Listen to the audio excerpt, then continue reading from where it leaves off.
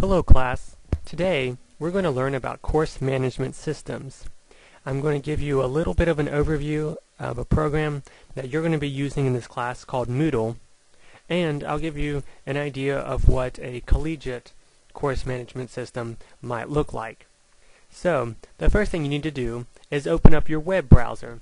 In this case I'm using Mozilla Firefox. And let's type in Moodle so we can create our account, and you'll see moodle.org, which is what we're looking for. This is our first time, or at least we're going to pretend it is. So let's log in up here in the upper right corner. Is this your first time here? Create a new account. So username, let's see, I love history, and make sure you include at least one non-alphanumeric character, meaning an underscore, a hyphen, a backslash, something like that.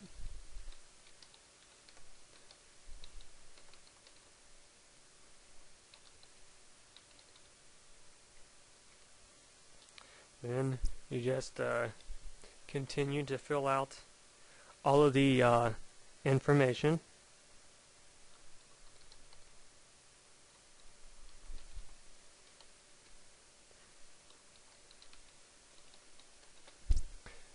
Go down here, we'll click United States, and then you need to type in these characters to prove that you're not a spam bot trying to get in to the program.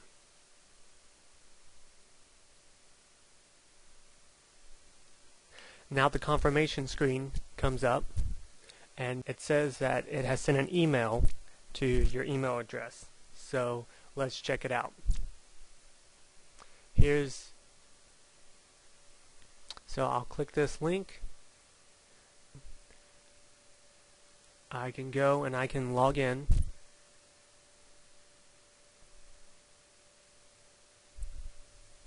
And then once I log in, it will take me to the main page of the Moodle account. Now we're at the home screen of Moodle. You can see my name, Bruce Wayne, here in the top, country, United States, city, Roanoke, and my email address. Now on the right, you can see your navigation tools. You can view your profile, which is what we're doing right now. We can edit our profile, messages, we can see the courses. Right now we're not actually enrolled in any courses. And change passwords and all your typical things that you want. Now under Edit Profile you can do some interesting things. You can keep track of the posts that you've seen and highlight new posts. For forum auto subscribe, you can decide to subscribe to any forum that you post to, or you can just decide to post to something and it be a single time use and to not subscribe to it.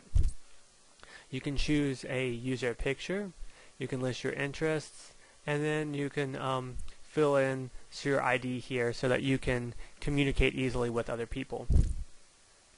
Now we're going to look at a hypothetical Moodle that has been set up so you guys can see what it looks like. So here's your available course, which you would normally click on the right side that we showed earlier with our courses. And each individual school system is going to have their own username and password on top of your regular Moodle password, so just be aware of that. Now, so you can look at your calendar. Now, since this is a hypothetical course and there's nothing here, nothing showing up right here in this area, but if there were actually assignments or things for you to look at, those posts would generally show up here. You can see the site pages for the course that you're in. You can check out the participants, their names, and you can view those by alphabetical order. Reports. You can also check out your grades. And as you can see here, there are no grades, but you can see scales. You can view it by categories and items. There are just a lot of different options for you to choose. Since this is all I can do right here for this demo, I'm going to show you what a collegiate course management system might look like, in this case one run by Marshall University. So let's go up here, and I've already logged in to my courses. As you can see, just like in the Moodle that we saw, we have the courses where I'm enrolled and where I'm a student. These are actually previous courses down here, and these are my current courses, and it actually lists them by term. You can see 2012 Term 3, which is a summer course, 2012 Term 4, which is also a summer course. Any announcements that instructors post will be put over here. I don't even have to check each individual class. They'll come up right here. My calendar, if there are events that instructors post to the calendars, which they may choose to use, they may not, that would show up right here as well, and I could easily click on everything and not actually have to look at go into each individual course and search through there. But I want you to see what it looks like. Now we're in the CI 350 content area. You can see I can look up the syllabus, and then everything is separated into basically modules. So let's go into the one that I'm looking at right now, YouTube and storytelling. The instructor has provided me with a page that gives me an overview of what YouTube is, different links, and also storytelling and how to prevent myself from plagiarizing and breaking copyright laws, which is pretty darn important. Then I can go down here to my assignment, and you'll see exactly what I'm doing right now. I am creating a video that is teaching my students how to do something, in this case, navigate through course management system. To give you an idea that the instructor can play around and kind of edit how things look, see how kind of plain this is. It's got a white background, blue links, very simple, very easy to use, and not very distracting. I want to show you the way another course looks. Once again, not really distracting, very easy to use, very easy to read, but just it's got a little bit more color in it and looks a little bit different than what we were looking at before. And as you can see here, you've got course content, and you've got actually a separate folder that the instructor has decided to put all the modules in.